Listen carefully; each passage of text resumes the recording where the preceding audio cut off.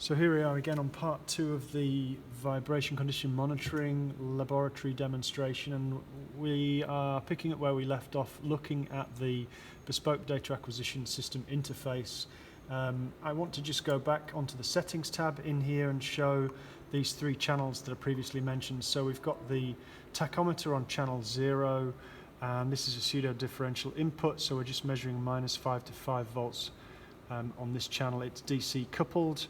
We've got a slope of 1 unit per volt, so that's essentially our sensitivity in here.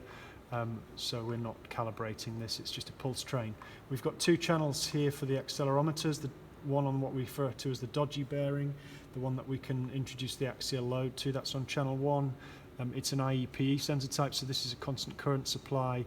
And again, I'm just showing this, or we've just defined a sensitivity of 1 volt or 1 unit per volt, and the units are in Gs, so you will calculate the sensitivity. In fact, for this second accelerometer, the gear shaft, it's set up exactly the same.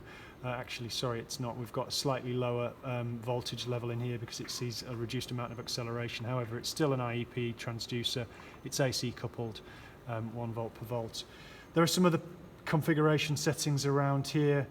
In particular, we've brought in here the frequencies from local faults from the vibration condition monitoring standpoint: cage faults, outer race bearing faults, inner race faults, and ball spin faults.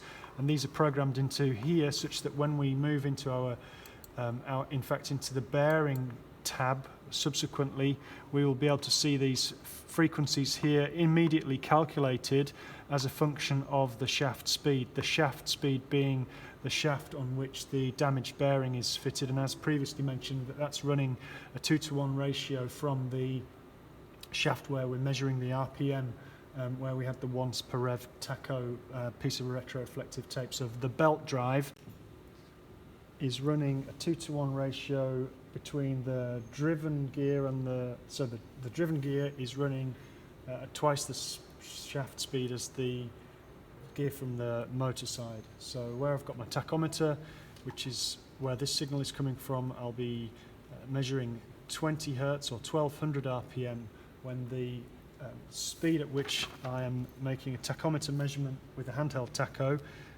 is measuring 600 RPM.